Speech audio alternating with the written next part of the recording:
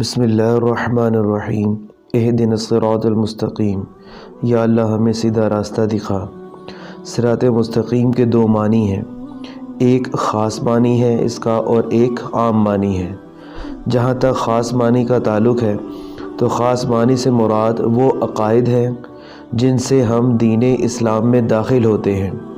وہ دین اسلام جس کو دیکھ کر اللہ تعالیٰ نے تمام انبیاء کو مبعوث کیا، اور وہ نبوت کا سلسلہ جو حضرت آدم علیہ السلام سے چلا اور جو ختم ہوتا ہے آپ صلی اللہ علیہ وآلہ وسلم پر، یہ وہی نبوت کا سلسلہ ہے جسے دین اسلام کہتے ہیں۔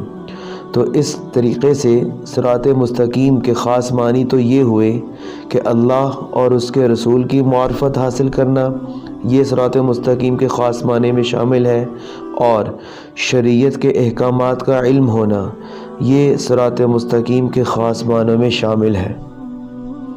تو صراط مستقیم سے مراد وہ راستہ یا وہ طرز زندگی جہاں اللہ کا ہر حکم مانا جائے، اس پر عمل کیا جائے، اور ہر اس کام سے اپنے آپ کو روکا جائے جس سے اللہ تعالیٰ نے منع کیا ہے۔ یہ تو تھے صراط مستقیم کے خاص معنی۔ اب ہم بات کریں گے صراط مستقیم کے عام معنی کے اعتبار سے، اور وہ یہ ہے کہ تمام اخلاق، اعمال اور زندگی کے تمام امور، یہاں امور سے مراد ہماری معاشی مسائل، ہمارے معاشرتی مسائل، ہمارے سیاسی مسائل، یہاں تک کہ ہماری گھریلو زندگی جو کہ ہماری ڈومیسٹک لائف ہے، اس میں افراط و تفرید کے درمیان ایک متوسط طریقہ کار اختیار کرنا، ایک متوسط راستہ اختیار کرنا، ایک متوسط طرز زندگی اختیار کرنا، اس چیز کو بھی صراط مستقیم کہتے ہیں۔ تو جب ہم اللہ تعالیٰ سے دعا کرتے ہیں کہ یا اللہ ہمیں سیدھا راستہ دکھا، تو اس کا مراد ہماری یہ ہوتی ہے کہ خاص معنی میں بھی یا اللہ ہمیں سیدھا راستہ دکھا، اور عام معنی میں بھی یا اللہ ہمیں سیدھا راستہ دکھا۔ اور جب ہم بات کرتے ہیں متوسط طرز زندگی کی، تو اس کا مطلب یہ ہے کہ ہم اللہ تعالیٰ سے ایک ماڈریٹ وے آف لائف کی دعا کرتے ہیں۔ وہ ماڈریٹ وے آف لائف جو کہ ایکچولی ایک بیلنسڈ وے آف لائف ہے، اور یہ وہ بیلنسڈ اور یہ وہ ایک ماڈریٹ وے آف لائف ہے جو زندگی کے باقی جو نظام ہے، جو ایکسٹریم پوائنٹس ہیں، ان کے درمیان یہ راستہ نکلتا ہے۔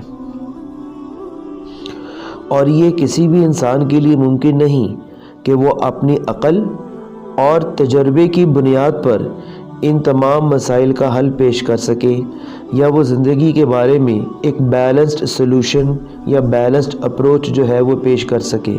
یہ کسی بھی انسان کے بس کی بات نہیں ہے۔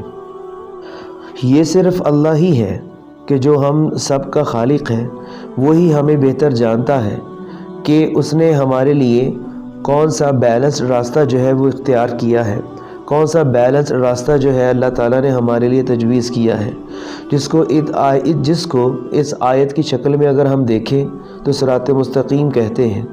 اس لیے تو اللہ تعالیٰ نے انبیاء کو مبعوث فرمایا اپنے لوگوں کے درمیان۔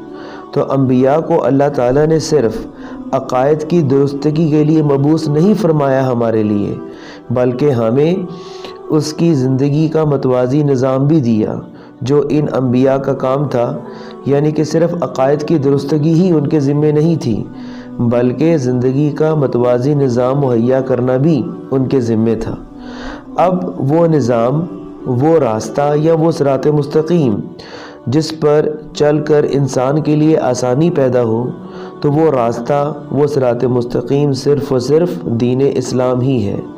یہی وہ دین اسلام ہے ایکچولی جو صراط مستقیم ہے۔ یہی وہ دین اسلام ہے جس نے مرد اور عورت کے درمیان جو حقوق و فرائض ہیں اس کے درمیان ایک توازن کو برقرار کیا۔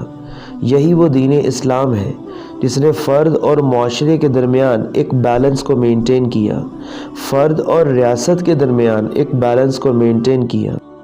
صرف یہی نہیں بلکہ معاشی سطح پر بھی اس نے انسان اور انسانیت کو ایک متوازی راستہ دیا، یعنی کہ سرمایہ اور محنت کے درمیان ایک بیلنس کو مینٹین کیا، اس کے درمیان ایک توازن کو برقرار کیا۔ کوئی بھی فرد یا کوئی بھی گروہ ان تمام مسائل کا حل کبھی بھی تلاش کر ہی نہیں سکتا تھا، اور یہ چیز جو تاریخ ہے اس چیز کی گواہ ہے کہ کتنی تہذیبیں آ چکی، کتنے بڑے بڑے سیاسی مدبر آ چکے، کتنے بڑے بڑے فلاسفہ آ چکے، لیکن وہ انسانی زندگی کو ایک متوازی حل کبھی بھی پیش نہیں کر سکے۔